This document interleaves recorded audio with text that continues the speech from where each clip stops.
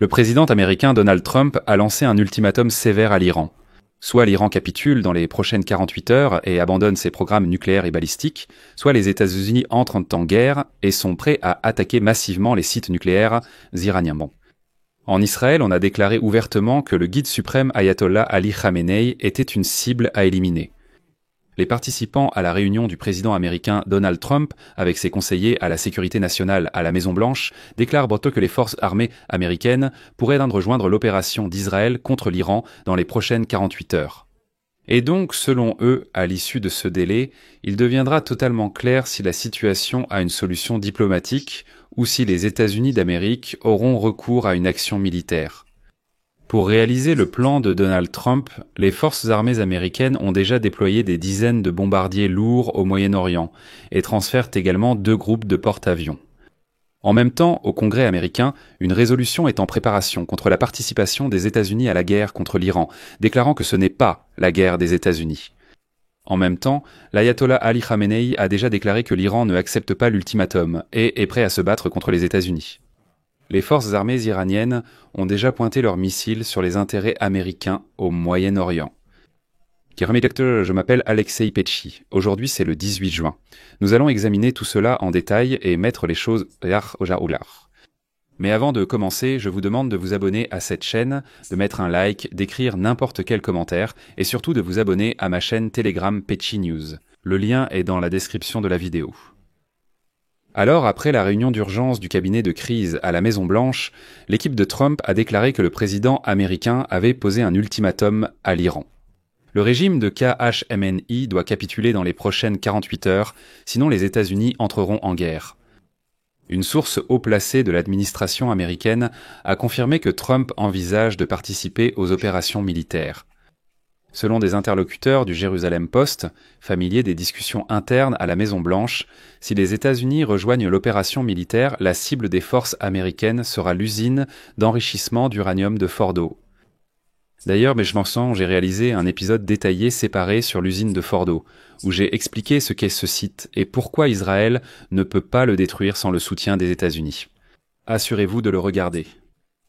Ce qui est intéressant, c'est que des hauts responsables israéliens estiment que Trump a déjà pris sa décision. Et les États-Unis frapperont l'Iran si ce dernier refuse l'accord qui implique l'élimination de son programme nucléaire. Dans le même temps, comme l'ont souligné les sources de la chaîne de télévision. À la Maison-Blanche, il n'y a pas d'unité parmi les conseillers de Trump sur la question iranienne. Selon les sources d'une autre chaîne de télévision à Washington, on pense qu'ils réussiront à ramener Téhéran à la table des négociations et à le forcer à signer un accord prévoyant un abandon total de l'enrichissement de l'uranium. En cas d'accord de l'Iran, une rencontre de haut niveau avec la participation de l'envoyé spécial de Trump, Steve Witkoff, et du vice-président J.D. Vance pourrait avoir lieu dès cette semaine. Dans le même temps, Donald Trump a publié la veille sur les réseaux sociaux une série de messages dans lesquels il a qualifié le guide suprême de l'Iran, l'ayatollah Ali Khamenei, de cible facile et a exigé la capitulation inconditionnelle du pays. Parallèlement, les troupes américaines, stationnées sur des bases à travers tout le Moyen-Orient, ont été placées en état d'alerte renforcée. Comme on l'a appris plus tard, la discussion dans la salle de crise de la Maison-Blanche portait sur la manière dont les États-Unis participeraient aux frappes contre les sites nucléaires iraniens, y compris celui de Fordo. Les mesures accrues de préparation au combat des troupes ont notamment concerné les bases américaines aux Émirats arabes unis, en Jordanie et en Arabie saoudite. Au total, il y a plus de 40 000 militaires américains au Moyen-Orient, je vous le rappelle. Dans le même temps, l'Iran a déjà fait savoir aux États-Unis qu'en cas d'implication directe des Américains dans la campagne militaire d'Israël, Téhéran répondra fermement aux États-Unis. C'est ce qu'a déclaré l'ambassadeur d'Iran auprès de l'Organisation des Nations Unies, Ali Bahreini. Selon lui, l'Iran considère les États-Unis complices des actions d'Israël. Il promet également une réponse ferme aux frappes israéliennes. Voici sa citation. « Nous ne montrerons aucune hésitation à défendre notre peuple, notre sécurité et notre terre. Nous répondrons de manière sérieuse et résolue, sans retenue. » Et aujourd'hui déjà, à la télévision iranienne, un message d'Ali Khamenei a été lu, dans lequel il déclare que la nation iranienne n'est pas de celles qui se rendent. Cette déclaration a été faite après que Donald Trump a appelé le pays à une capitulation sans condition. Il est intéressant de noter qu'Ali Khamenei n'est pas intervenu lui-même, et pour une raison quelconque, son message a été lu à partir d'une feuille. Eh bien, je vais citer la suite. Que les Américains sachent que la nation iranienne n'est pas du genre à se rendre, et toute intervention militaire de leur part causera sans aucun doute des dommages irréparables. Ceux qui sont sages et qui connaissent l'Iran, son peuple et son histoire, ne s'adressent jamais à cette partie avec le langage des menaces. Hier, avant la réunion de l'équipe de sécurité nationale de la Maison-Blanche, Donald Trump a déclaré que l'ayatollah Ali Khamenei était une cible facile pour les États-Unis et Israël. Et ensuite, il a durci ses exigences et a écrit « capitulation inconditionnelle ». De plus, aujourd'hui, ce même Ali Khamenei a commencé à chercher des excuses pour expliquer pourquoi son pays ne respecte pas les conditions du traité de non-prolifération nucléaire et pourquoi il a échoué dans les négociations avec les États-Unis. Selon Khamenei, tout est la faute d'Israël. En particulier, le guide suprême de l'Iran a critiqué Israël pour avoir lancé une campagne militaire au moment où Téhéran menait des négociations avec les États-Unis sur le programme d'enrichissement d'uranium. La semaine dernière, Trump a déclaré qu'il avait donné à l'Iran chance après chance de conclure un accord pour mettre fin à son programme d'enrichissement nucléaire, ce que Téhéran n'a pas pu ou n'a pas voulu faire, et il exigeait de conserver le droit à l'enrichissement de l'uranium. Cependant, dans une allocution vidéo enregistrée à l'avance aujourd'hui, Khamenei a souligné que l'attaque d'Israël, je cite, « a eu lieu au moment où nos responsables menaient donc des négociations indirectes avec les États-Unis. Et il n'y avait aucun signe d'actions militaires agressives ou de mesures dures de la part de l'Iran. Les alliés américains d'Israël interviennent, et cela est un signe de faiblesse et d'incapacité du régime sioniste. La punition que le peuple iranien et les forces armées sarsaroises ont infligée, continuent d'infliger et ont prévu pour l'avenir, est sévère, et elle a affaibli l'ennemi. Le peuple iranien doit continuer à vivre avec force. » En réponse à cela, le ministre des Affaires étrangères d'Israël, Gideon Sa'ar, a envoyé une lettre au Conseil de sécurité de l'Organisation des Nations Unies dans laquelle il affirme que l'Iran a un plan stratégique pour détruire Israël. Et Israël est déterminé à se défendre. Voici une citation de Gideon Sa'ar. « L'Iran a un plan stratégique pour détruire Israël. Israël ne peut pas et n'acceptera pas la menace de destruction. » L'attaque d'Israël contre l'Iran a été menée après un développement critique du programme iranien d'armement nucléaire et visait également à prévenir la menace imminente d'attaques supplémentaires de missiles iraniens et d'attaques par procuration. La décision d'attaquer a été prise en dernier recours. Dans le même temps, selon les déclarations de responsables américains au fait des renseignements, Téhéran a mis en état d'alerte des missiles et d'autres équipements militaires capables d'attaquer les bases américaines dans la région. Ces mesures sont considérées par la partie iranienne comme une réponse à une éventuelle intervention des États-Unis dans le conflit aux côtés d'Israël. Et donc, selon les sources, l'Iran a effectivement préparé des missiles et d'autres équipements militaires pour attaquer les bases américaines au Moyen-Orient. Les États-Unis ont déjà envoyé une trentaine d'avions ravitailleurs en Europe, qui peuvent être utilisés pour soutenir les chasseurs protégeant les bases militaires américaines ou pour étendre leur rayon d'action. Des bombardiers impliqués dans une éventuelle frappe contre les sites nucléaires iraniens si les États-Unis rejoignent la campagne israélienne et frappent Fordo, un site nucléaire clé en Iran. Les Houthis du Yémen, probablement, reprendront les attaques contre les navires en mer Rouge. Les responsables américains en parlent déjà ouvertement, mais ils n'ajoutent pas que les groupes pro-iraniens en Irak et en Syrie tenteront probablement aussi d'attaquer les bases américaines dans la région.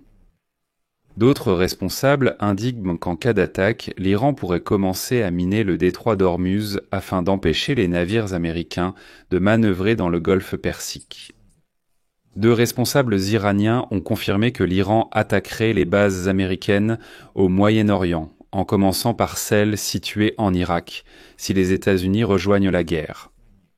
Ils ont également souligné que l'Iran viserait toutes les bases américaines dans les pays arabes qui participeraient à cette attaque, ce qui entraînerait ces pays dans la guerre. En premier lieu, il s'agit de la Jordanie, de l'Arabie saoudite et des Émirats arabes unis. La probabilité que les forces américaines rejoignent la guerre a augmenté ces derniers jours. Et en même temps, il n'est pas clair dans quelle mesure une frappe contre Fordo porterait un préjudice sérieux aux capacités nucléaires iraniennes. Parce qu'il est rapporté que les stocks d'uranium enrichi de l'Iran sont cachés dans des tunnels à différents endroits à travers le pays. Et donc les services de renseignement américains sont depuis longtemps arrivés à la conclusion que l'Iran était proche de la capacité de fabriquer une arme nucléaire, mais n'avait pas encore pris la décision de le faire. Si l'Iran décide de fabriquer une arme, cela pourrait prendre moins d'1 an. Mais d'un autre côté, une bombe nucléaire de base primitive pourrait peut-être être construite beaucoup plus rapidement, en 1 ou 2 semaines.